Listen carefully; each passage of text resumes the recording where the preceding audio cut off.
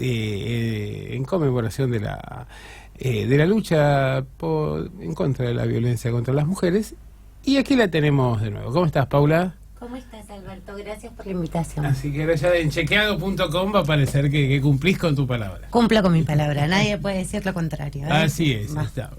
No es menor. Bueno, ¿llegaste el otro día finalmente a hablar?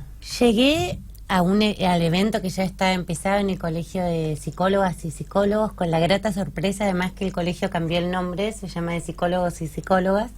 Una actividad que hicieron muy interesante, que era, colocaron un banco rojo y a partir de eso hicieron una jornada de reflexión para poder, instalar estos temas en el marco del colegio, que me parece que es muy importante, ¿no? Yo reconozco que así como el Colegio de Psicólogos y Psicólogas vienen teniendo muchas actividades de formación y de repensar la práctica del modelo teórico y clínico del psicoanálisis y las distintas disciplinas de la psicología, en función de poder generar atravesamientos de estas discusiones que venimos dando desde el feminismo y ver cuáles son las intersecciones, ¿no?, entre estos dos universos. Así también como el Colegio de Abogados viene generando también formas de capacitación y formación en las que venimos participando también para poder introducir estos temas en el ámbito del acceso a la justicia. Así que me parece que, que fue importante, es importante este momento del feminismo que estamos viviendo. Así que sí, estuvo muy bien, la verdad es que sí. Bueno, llegué corriendo, me fui corriendo y llegué corriendo. Me alegro muchísimo. Bueno, te saco un poquito de tema. ¿Por qué crees que, qué es lo que nos pasa como habitantes de este planeta, que en los últimos tiempos aparecen tantas series y tanta bibliografía sobre alteraciones de personalidad, sobre conductas ambiguas, casi crípticas, y que además tengan tanto éxito, ¿no? Que de alguna manera creo que reflejan cuestionamientos o inquietudes de todos nosotros? Yo lo que creo es que no hay un culto a lo líquido y a lo efímero, ¿no? De alguna manera lo que sucede es que hay procesos subjetivos que se dan de distintos modos, y hay no es un momento donde también tiene que ver un poco con el proceso político que estamos viviendo. Me parece que interpreta esta lógica de lo efímero, ¿no?, y lo líquido, y que el presidente de la Nación, y centralmente Durán Barba, ha utilizado distintas técnicas y modelos teóricos que provienen más de otras teorías psicológicas más ligadas al desarrollo estadounidense, en función de la adquisición como de la felicidad, de la alegría, ¿no?, como la construcción de momentos y estados donde no se banca la angustia, donde no se banca poder repensar cuestiones en torno a procesos subjetivos, donde no se banca muchas veces duelar. Vemos en este momento histórico, por ejemplo, una gran afluencia de patologías que no veíamos antes, por ejemplo los ataques de pánico, ¿no? Así es. Que son como ataques de angustia en realidad, que en este momento está un poco impedido poder transitar la angustia y procesarla, ¿no? Y que de alguna manera se manifiesta en términos físicos, pero que deviene de algún lugar. En distintos momentos históricos, en los inicios del psicoanálisis, por ejemplo, Freud había estudiado el tema de las histerias, ¿no? Muy ligado a las feminidades, que tenía que ver con una construcción histórica y social de ser mujer en determinado momento histórico y en determinado lugar, ¿no? Y que tenía manifestaciones como muy claras que tenían que ver con procesos conversivos, se llama, ¿no? Como una persona, por ejemplo, le agarraba una parálisis absoluta. Hay distintos casos que se han estudiado, pero este fenómeno, esta emergencia de este tipo de patología, se daba en ese momento histórico, en ese lugar. Acá padecemos de rapidez, ¿no? Nos está pasando un poco esto, padecemos de lo efímero, de no tener la posibilidad de procesar la subjetividad en clave de ver qué nos pasa, ¿no? De tener la capacidad de ir siendo conscientes o pudiendo poner en palabras aquello que deviene de la angustia y de la construcción subjetiva de este momento. Aquello de que todo lo sólido se desvanece. Sí, claro. Pero vos sabés que ahí me llama la atención. Hasta hace unos cuantos años éramos uno de los pocos países donde el psicoanálisis lacaniano y demás tenía incidencia. Y creo que de alguna manera esta urgencia por encontrar respuestas inmediatas fue dándole paso a las teorías constructivistas norteamericanas. Está congelado este mate, por eso no te di. Pero es casi tereré. Y se nota esto, ¿no? Me parece que aparece otra cosa de los orígenes del psicoanálisis, lo que se llamó el miedo a la libertad. Claramente. Supone igual una especie de construcción de hombre y mujer máquina, ¿no? Las teorías estadounidenses, es decir, claro. el diagnóstico que los diagnósticos que se construyen es sobre lo que pasa aquí ahora y deviene además en una evolución del conductivismo, ¿no? Digo, las teorías cognitivistas no son ni más ni menos que teorías ligadas, muy ligadas al conductivismo, que tiene que ver con esta idea de estímulo-respuesta, que fue complejizándose, que para ciertos aspectos además generan aportes para ciertos aspectos, por ejemplo, para determinados procesos de aprendizaje. Han estudiado mucho cuál es la ligazón entre los procesos neurológicos o los impedimentos neurológicos, allí donde hay lesiones en el cerebro, y cómo poder entrenar, ¿no?, de alguna manera el cerebro para revertir o reparar el daño, para tratar de limitarlo. Hay cuestiones que son interesantes, pero sí creo que tiene que ver con un modelo de sociedad, ¿no?, muy ligada al capitalismo, ¿no?, a la evolución del capitalismo, el neoliberalismo, que implica el acceso a la felicidad inmediata, a los momentos efímeros. Bueno, hoy estamos con la palabra efímera, ¿no?, pero instantáneos, ¿no?, esa producción instantánea de momentos, siempre ligados a esta idea de que uno tiene y debe ser feliz las 24 horas del día. Hay una palabra que está siendo muy cuestionada. Yo a veces sigo discusiones en Twitter en las que en general no me meto. Yo vengo de una formación psicoanalítica, me recibí en la Universidad de Buenos Aires, donde la hegemonía era el psicoanálisis lacaniano, vertiente a la cual yo no me adhiero. Digo, porque hay muchos, son los psicoanálisis, no hay un solo psicoanálisis. Esta era la hegemonía en la Universidad de Buenos Aires, y ahora hay toda una discusión en Twitter, por ejemplo, en el feminismo, de si empatía sí o empatía no, ¿no? Yo creo que esta idea de poder construir algunos pactos culturales que nos permitan instaurar otros modos de relacionarnos entre mujeres y varones y poder poner la palabra, por ejemplo, en primer plano y poder negociar determinadas cuestiones, me parece que es interesante, ¿no? Y esta idea las feministas la llaman empatizar, que es una idea que proviene del cognitivismo. Y ha generado mucha disidencia en otros sectores del psicoanálisis más lacaniano. A mí, yo lo entiendo, la empatía con procesos identificatorios, ¿no?, que desde el psicoanálisis, con cómo uno puede generar, por ejemplo, solidaridad de género con otra, ¿no? ¿Por qué nos está vedado culturalmente identificarnos entre mujeres y sin embargo los varones tienen una existencia gregaria, ¿no? Tienen una existencia de hermandad que viene como inscripta en la cuestión de ser varones. Si bien está ligada a la competencia, hay una cosa en determinadas situaciones los varones entre sí la sororidad parece un término poco aplicado, ¿no? Es decir, muy muy difundido, pero que en las conductas concretas no se llega a aplicar del todo. Yo lo que creo es que igual es como la reversión, hay que hacer una reversión cultural a estas naturalizaciones que tenemos hoy, porque esta sociedad nos forma la idea de que las mujeres debemos competir y el modelo de identificación son los varones, ¿no? Entonces, el modelo de aquello de que está bien en torno al pensar, sentir y actuar deviene de un varón. Entonces, hay que hacer un camino de deconstrucción y reconstrucción de lazos sociales para poder establecer vínculos entre mujeres.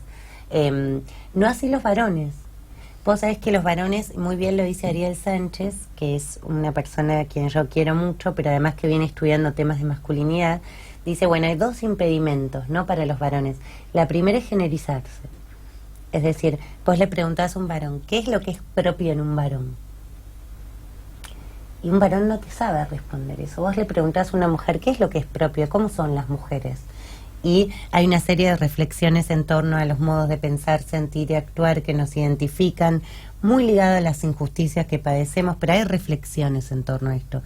Para los varones, ser varón es ser humano, ¿no? Es como el ser universal, es como el parámetro universal de la existencia. Así es. Por lo tanto, no hay Bueno, reflexiones. hay un mandato cultural muy firme. Y después, por otra parte, pasa que es un gran obstáculo, por ejemplo, en grupos de reflexión sobre masculinidades más igualitarias, que hay cuestiones que quizás se puede poner los sentimientos, la ternura, la posibilidad de reflexionar desde el sentir en juego en un grupo reducido de varones, y pueden reflexionar sobre sus prácticas, sobre sus concepciones. Ahora, después, cuando vuelven a la vida real y salen de ese grupo, lo que hay es un rápido proceso de desandar todas esas reflexiones para tener que acomodarse a las pautas culturales que siguen siendo propias del orden patriarcal. Entonces, es muy difícil encontrar cuál es, construir quizás una corriente cultural. Recién hablábamos justo fuera de Sí, micrófono, hablábamos de esto. que yo creo además que si vos me preguntás cuál es la principal irrupción cultural en estos 4 años, fue el feminismo, ¿no? El debate del feminismo, por no haber tenido conquistas sociales y políticas no entendidas solamente como, bueno, si bien la paridad en los ámbitos legislativos fue una conquista concreta, no hemos podido disputar la orientación de las políticas públicas, ¿no? Es decir, el intento más acabado de hacer eso fue el aborto, y el aborto no pudo ser logrado en el Congreso Nacional. Por tanto, esa disputa por la orientación de las políticas públicas para sacar el aborto de la clandestinidad y plantarlo como un problema de salud pública, y que el Estado genere dispositivos y políticas públicas para atender a esas mujeres, no lo logramos. Tampoco en materia de derechos sociales, porque este empobrecimiento que estamos viviendo, producto del modelo económico de transferencia de recursos hacia el sector de capital financiero, lo que ha generado es un empobrecimiento de toda la sociedad, ¿no? Ahora, principalmente de las mujeres, y eso no ha sido enunciado en esos términos. Me parece que es un momento muy rico este que viene, porque, como decía antes, la principal discusión cultural que atravesó todos los ámbitos sociales fue la del feminismo y el rol de las mujeres. Digo, no hubo lugar donde no se discutió esto. Y fue netamente, si vos me preguntás, tiene todas las variables, siempre los debates sociales tienen todas las variables, pero me parece que primordialmente fue cultural, y que en la etapa que viene nosotros tenemos que lograr generar conquistas políticas, económicas y sociales también de este debate cultural, ¿no? Poner nuestras demandas en el orden de que el Estado las integre para construir políticas públicas para mejorar las condiciones y la calidad de vida de las mujeres y las disidencias. A ver, el fortalecimiento de la sororidad y tal vez de poder, digamos, identificarse dentro de un colectivo amplio por parte de las mujeres, ¿requiere de hombres que no se transformen, es decir, que te sigan con el parámetro tradicional, o requieren de hombres que se transformen como para acompañar el proceso? ¿Yo qué creo? Por tema de identificación y de diferenciación. Sí, creo que fundamentalmente las condiciones de posibilidad de las transformaciones de los varones históricamente tuvieron que ver con el límite de las mujeres y las disidencias. Por una cuestión clara, que las relaciones de género son relaciones de poder, y nadie cede privilegios porque es bueno. Así es. ¿No? Así como a uno no se le ocurriría que en una empresa los empresarios le paguen a los trabajadores por encima de la paritaria porque son buenos, lo mismo pasa un poco con las relaciones sociales entre mujeres y varones. Porque en este momento Owen en su momento y no le fue muy bien. Y no le fue muy bien. Pero en general no es una tendencia que suceda, y es casi lógico, ¿no? Porque alguien querría perder los privilegios que ha adquirido, ¿no? Y que socialmente están instituidos.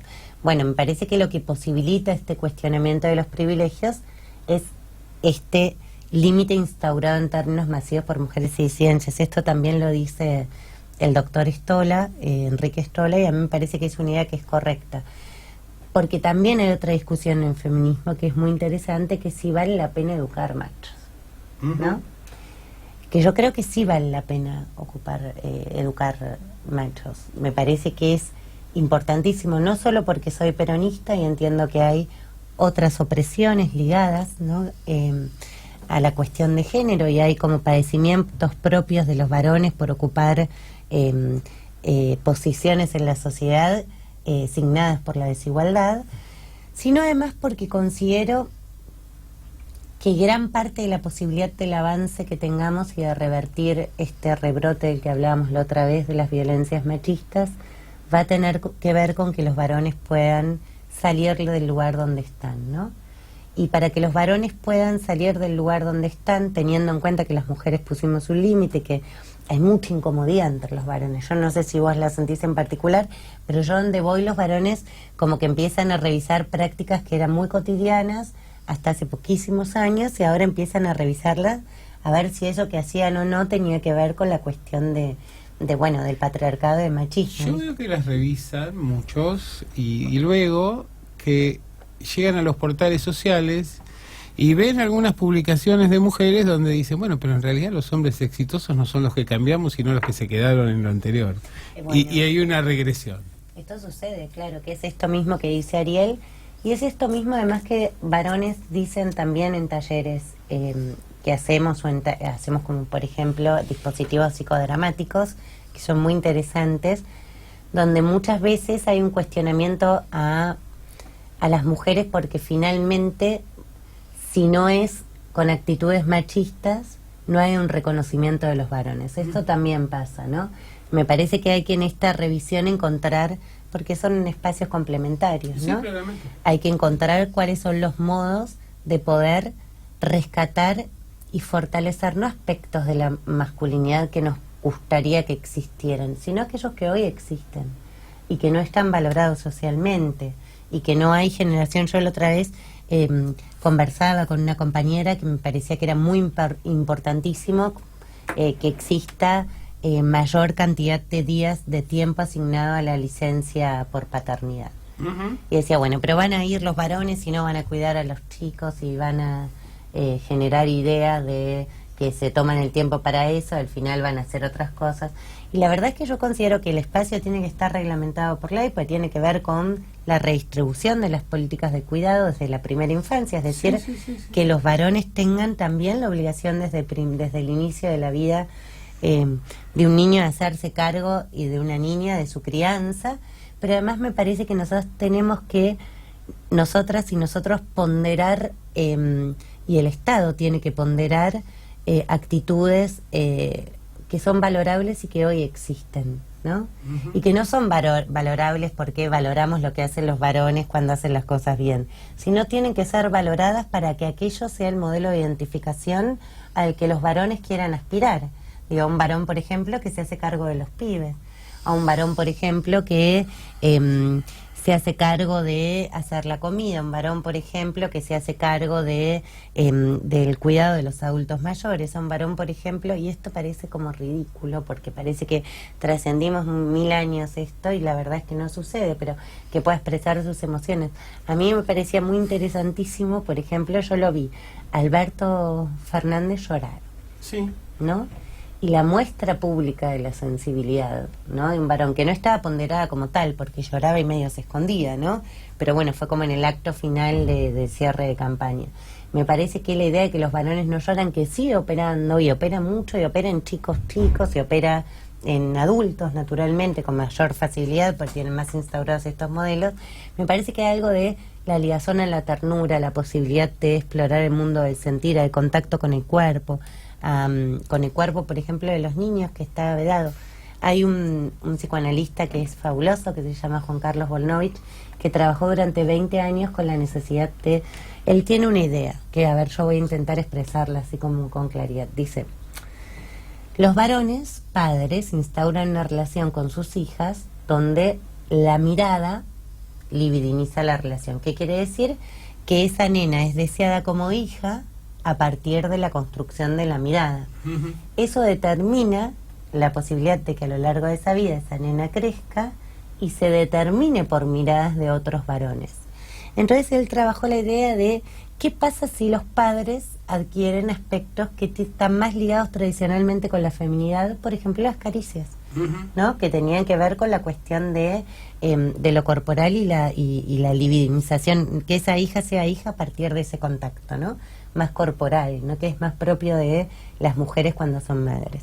20 años investigó esto.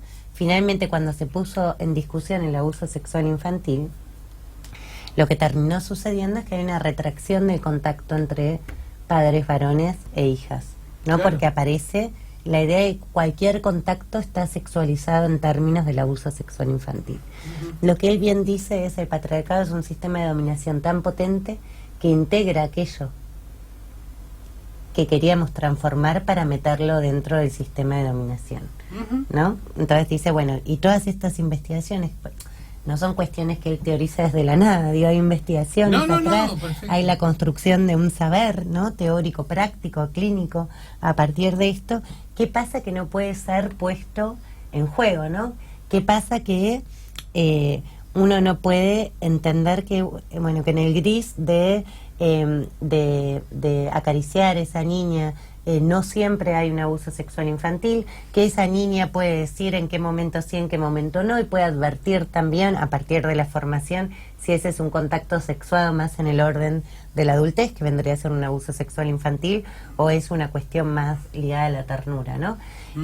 Hay como un montón de discusiones y cuestiones para tener en cuenta, que me parece que bueno, nada, que son como muy importantes. Eso. Bueno, lo último que te pregunto, la verdad que no me parece interesantísimo, te invitaría toda la semana, porque creo que realmente son temas para seguir explorando. Por ejemplo, esto que decías vos, y yo veo que efectivamente siempre creo la relación entre los padres con sus hijos varones, padres hombres me refiero, ha sido mucho más próxima desde la caricia, el abrazo, desde lo físico, ¿no? Desde el corporal, que en el caso de las mujeres, porque siempre de alguna manera estaba encubierta esta relación que podía sexualizarse, ¿no? O interpretarse de este modo. De todas maneras, a veces me cuesta un poco entenderlo, entiendo a partir de los discursos y de las experiencias ajenas, pero yo creo que uno a veces vive como una especie de termo en el cual más o menos todos estamos tratando de hacer un esfuerzo y de hecho veo que la mayoría de los padres que yo conozco se ocupan de sus hijos al menos tanto como las madres, y que comparten sus responsabilidades.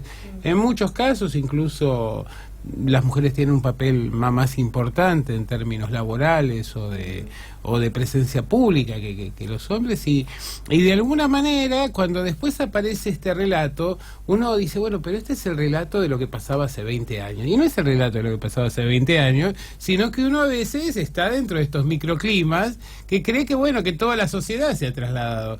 Y el capitalismo lo que produce es que hay gente que vive en el siglo V antes de Cristo, otras que viven en el siglo V después de Cristo, otros que viven en el siglo XIX, otros en el XX, otros en el XXI y otros en el XXII. Y bueno, y para concluir entonces te diría un poco por dónde pasa la agenda. Yo creo que la agenda va a pasar, en principio, bueno, ya lo postuló el presidente electo, va a pasar por el aborto, en principio, porque él ha planteado que iba a ser el primer proyecto que iba a presentar. Sí, entonces porque, me parece... disculpame, aquí hay un caso muy importante. Se preocupan tanto por el tema del aborto, pero no por el 52% de chicos que viven en la miseria o la indigencia, ¿no? Una vez que ya nacieron, que se arreglen. Sí, hay un discurso bastante hipócrita. Y este es un gran tema también, ¿no? Porque la maternidad no deseada puede ser vivida como una condena.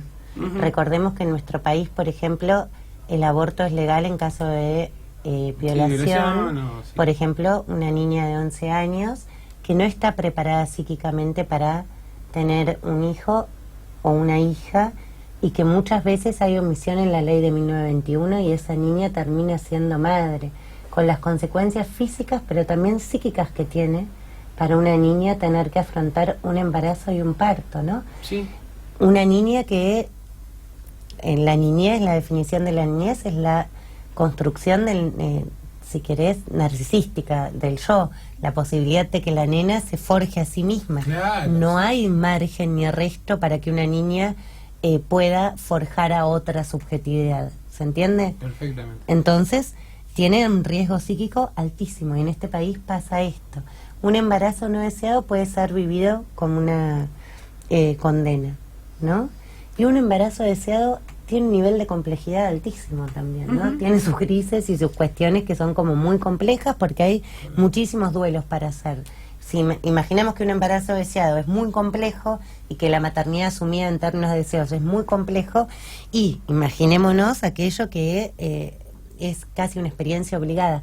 Y hay algo que es importante decir: la clandestinidad inscribe no solo la muerte para las más humildes, sino inscribe una serie de prácticas que son riesgosas para aquellas que sí tendrían acceso a tener abortos en condiciones de seguridad.